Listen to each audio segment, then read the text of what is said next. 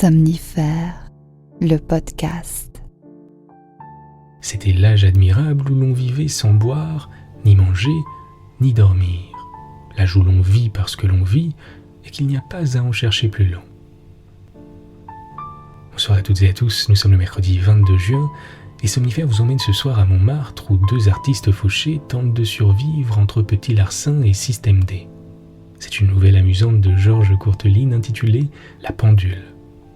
Et juste avant cela, une séance de relaxation pour relativiser et calmer les inquiétudes. Je vous souhaite une excellente nuit et maintenant place à notre séance de relaxation. La séance de relaxation.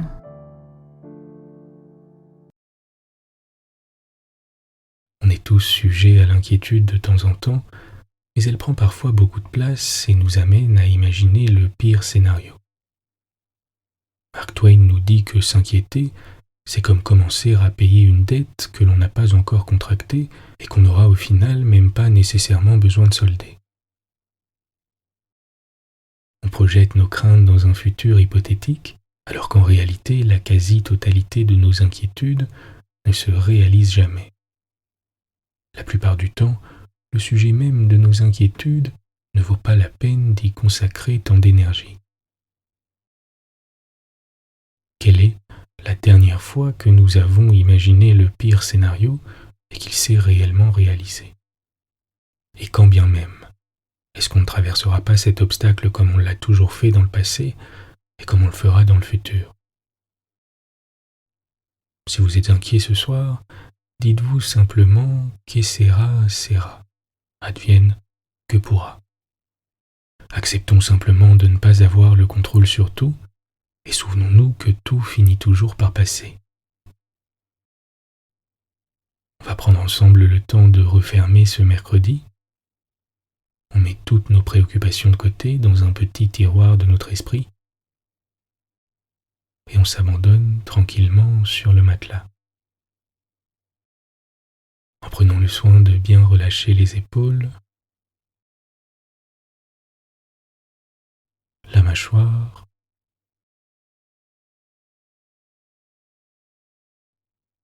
et toutes les tensions que nous pourrions identifier.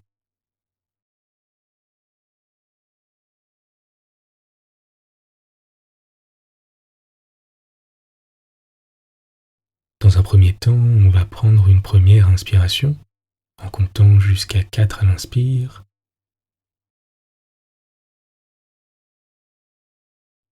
et jusqu'à 4 à l'expire.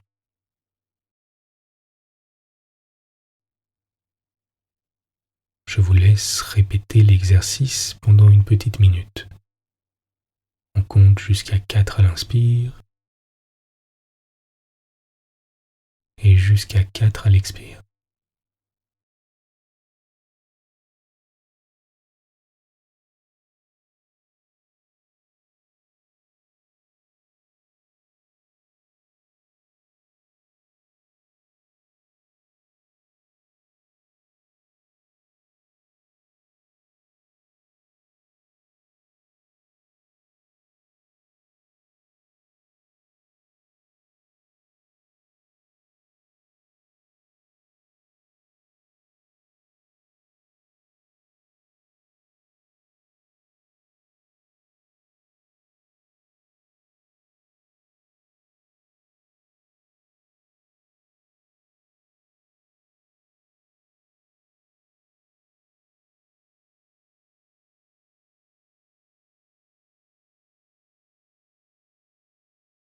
Vous pouvez à présent reprendre une respiration naturelle et pendant un moment, ne faites rien d'autre que d'observer votre corps sur le matelas, de vous concentrer sur votre respiration et de vous laisser bercer par ces mouvements.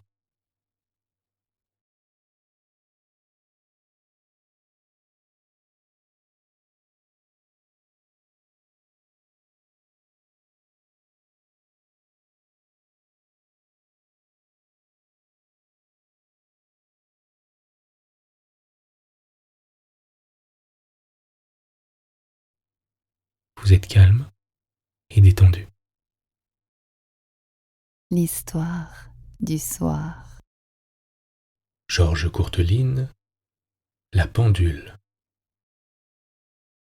La merlette.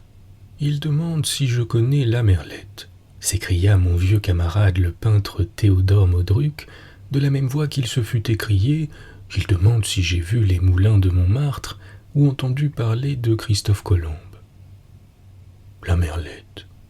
Mais sache donc ceci, malheureux enfant que tu es. C'est que nous avons, lui et moi, fait ménage ensemble 3 ans. Nous en avions 20 alors, ce n'est pas d'hier. Quel chic garçon ce la merlette, et gentil, et bon cœur, et gai. Nous habitions rue Véron sur la butte, un petit atelier de 300 francs qu'emplissait du matin au soir le vacarme de nos chansons, et où nous travaillions au même modèle en nous chauffant du même bois. Car nous étions terriblement pauvres, sais-tu, sans le sou la plupart du temps, et sans pain un peu plus souvent qu'à notre tour. Sans pain, fis-je. Oui, mon cher, dit Modruc, sans pain. À telle enseigne que la merlette, bien des fois, dut aller faire le chapardeur chez un épicier de la rue Burke qui l'honorait de sa sympathie et s'était logé en l'esprit de le faire renier sa foi républicaine. De là, entre eux, des prises de bec qui assourdissaient le quartier. La merlette se défendait, et tout en braillant comme un âne, il abattait de furieux coups de poing au hasard des sacs de lentilles, de haricots rouges et de pois secs qui parsemaient la boutique. Puis quand il avait la poche pleine de ses légumes enlevés au vol dans le feu de la discussion, il concluait d'un mot énorme et cavalait, laissant l'épicier triompher sur le seuil de son épicerie et lui jeter de loin dans le dos une goguenarderie dernière. Oui, c'en était un type, ce la merlette. Et en voilà un, par exemple, qui peut se vanter de m'avoir fait rire. C'était le contraire du bon sens, ce garçon. L'absurdité elle-même faite chair et poussée à de tels paroxysmes qu'elle en devenait démontante. Que de fois je le vis employer les 2 sous qui composaient toute notre fortune à acheter des cure-dents, des épingles à cheveux ou des portraits de l'empereur du Brésil. Il trouvait cela tout naturel, et il le proclamait avec tant de candeur que je perdais jusqu'à la force de le blâmer. Tout de même, nous dansions devant le buffet ces jours-là, car l'épicier de la rue Burke n'était pas toujours en humeur de faire de la politique, et puis enfin il fermait le dimanche, ce brave homme. Mais bah, c'était l'âge admirable où l'on vivait sans boire, ni manger, ni dormir, l'âge où l'on vit parce que l'on vit, et qu'il n'y a pas à en chercher plus long. Ah, la jeunesse, la jeunesse. Il s'interrompit. Du bout de sa brosse, il posa un reflet de lumière en la prunelle du Saint Jérôme qu'il peignait. Et tandis que je le regardais faire, silencieux et intéressé, des meuglements lointains de cornets à bouquins peuplaient le calme de l'atelier, s'en venaient expirer par les lourdes tapisseries qui masquaient entre leurs loques vénérables les murs au ton de chocolat.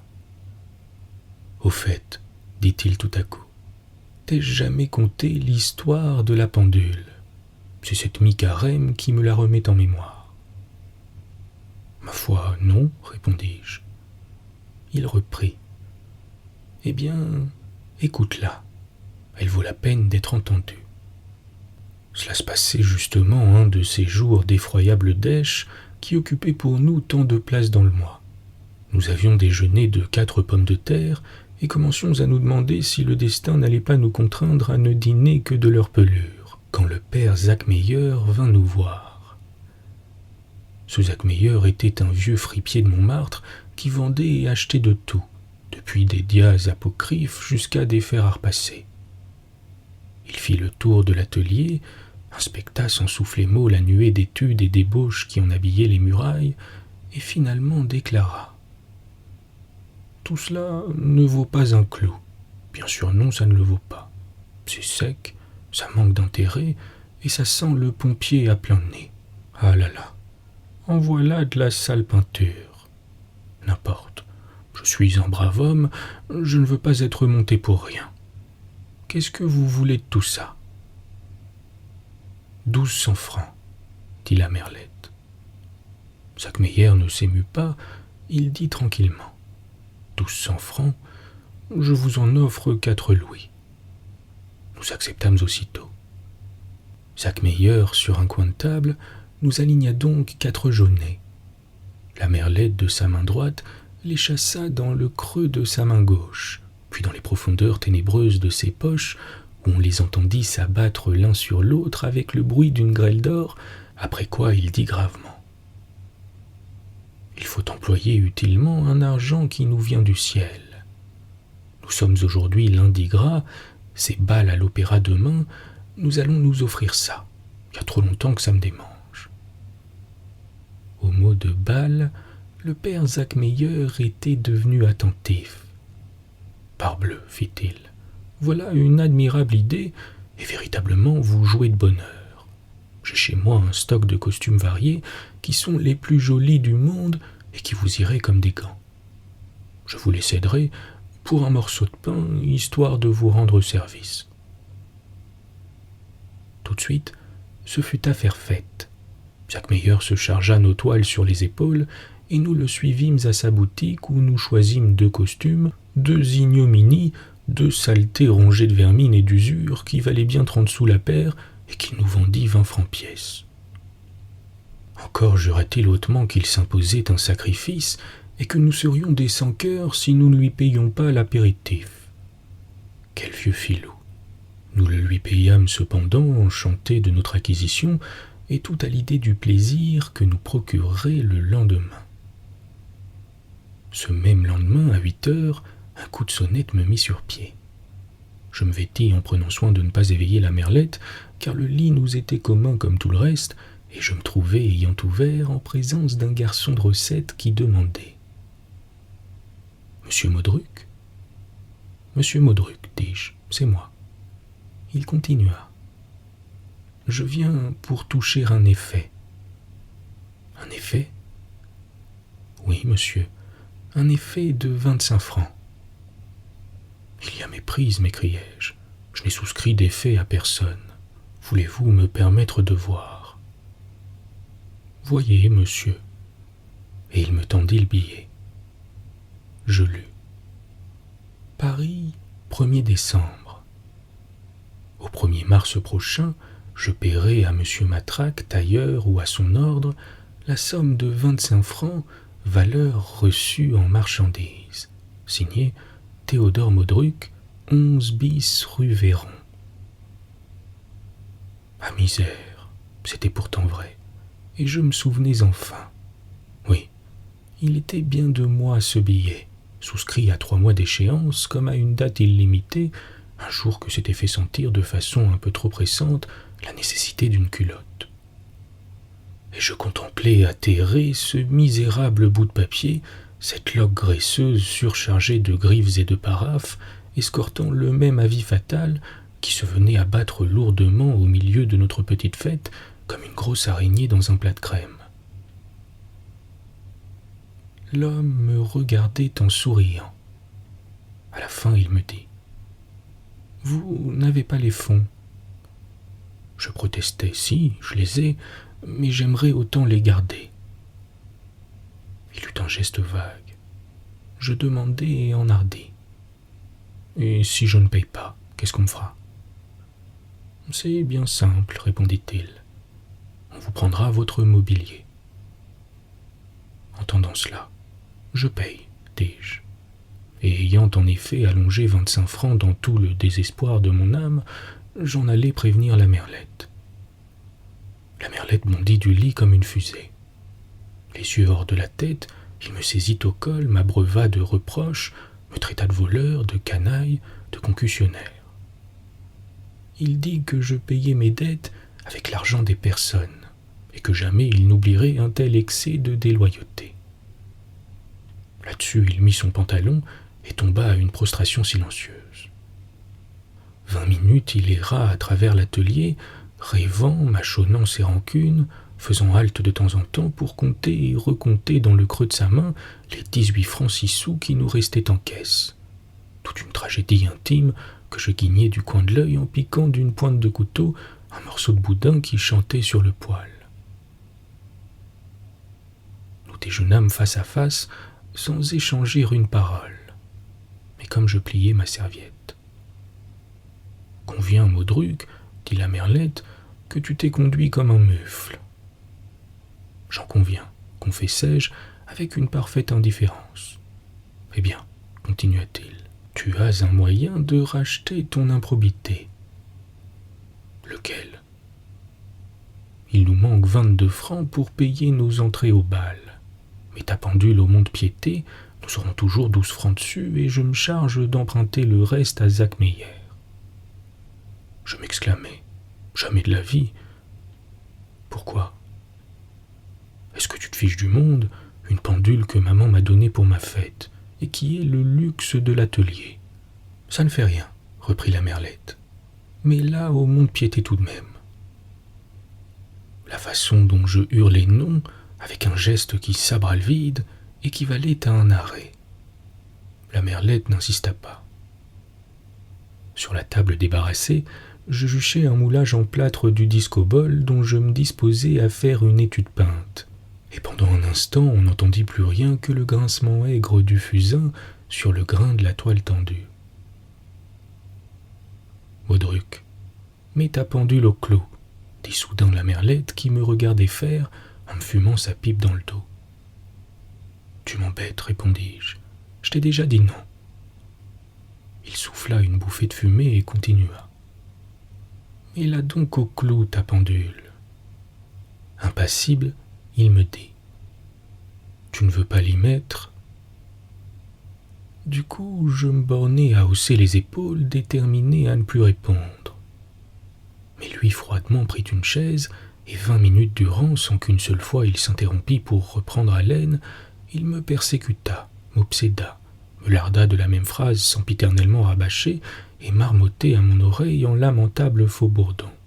« Modruc, mets ta pendule au clou. Modruc, mets ta pendule au clou.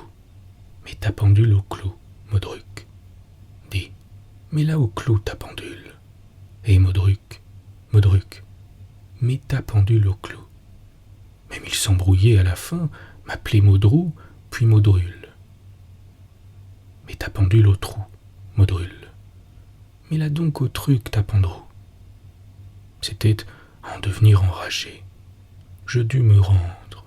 « Eh bien oui, criai-je, je vais l'y mettre. Mais tais-toi, la merlette.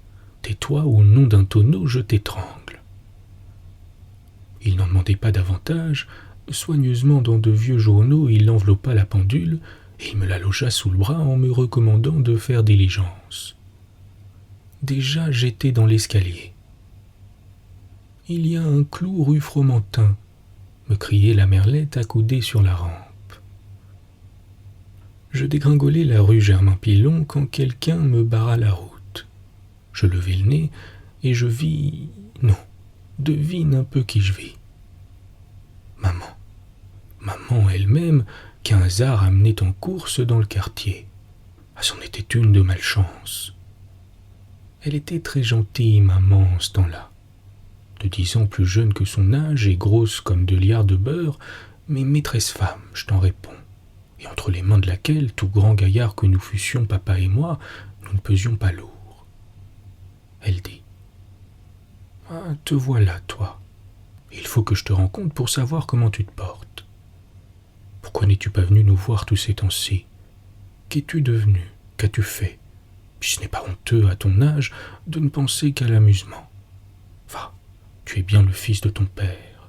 Ta tante me le disait encore hier soir. » Et patati, et patata. Elle m'étourdissait. Vainement, je tentais de placer un mot. Voyons, maman, voyons. Peine perdue. Elle allait toujours, et les passants se retournaient, amusés, et surpris un peu d'entendre ce carabinier appeler maman d'un air d'écolier pris en faute, un petit bout de femme qu'il put prendre entre 2 doigts et mettre tranquillement dans sa poche. Enfin pourtant elle se calma et consentit à se laisser embrasser. Puis « Que tiens-tu là ?» demanda-t-elle. « Ce sont des livres, » répondis-je avec une agréable audace. « Oui, une véritable occasion. L'histoire des peintres primitifs en 3 volumes que je viens d'acheter chez un bouquiniste. » Des livres, dit maman très flattée. Est-ce que tu deviendrais raisonnable? Moi là-dessus, je voulus faire l'intéressant et je commençai de me dandiner, disant qu'on s'était fort mépris sur le fond de mon caractère, que j'étais le monsieur le plus sérieux du monde avec mes airs de me ficher de tout, que le travail avait toutes mes veilles, etc., etc. Et juste comme j'en étais là, voici tout à coup, aux stupeur, que l'histoire des peintres primitifs sonna 3 heures sous mon bras. Maman me regarda, je regardai maman, nous nous regardâmes, maman et moi.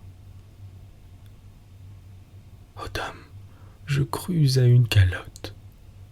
Pour ce qui est d'y croire, j'y crus, car je lui savais la main leste. Mais sans doute mon air idiot la désarma. Et avec un haussement d'épaule.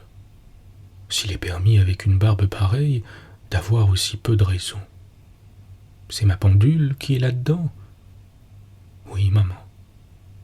T'allais la mettre au mont-de-piété, je parie. Oui, maman. Tu n'as plus le sou. Non, maman. Ah, mon Dieu. Ce fut tout. Elle tira sa bourse. Tiens, voilà 2 louis, grand serin. Tâche au moins que ça te profite. 5 minutes plus tard, je réintégrai l'atelier à la manière d'un obus. La merlette, criai-je. Voilà 2 louis. Et voilà aussi la pendule. La merlette n'y comprenait rien. En 3 mots, je le mis au fait. Alors, nous nous prîmes par les mains et nous nous mîmes à danser comme 2 énergumènes embraillant à tue-tête. Vive la vie, vive la joie, vive le père Zachmeyer, vive la mère Modruc.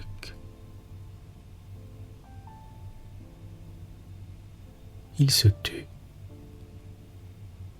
Il rétrograda de quelques pas, clignant des yeux pour mieux juger l'aspect de sa toile. Mais à ses hochements de tête, je le sentais rêveur, la pensée à 100 lieues de là, partie à la chasse aux souvenirs. Et par 3 fois, du bout de ses lèvres serrées. Jeunesse, jeunesse, jeunesse, murmura-t-il. Bonne nuit. Bonne nuit.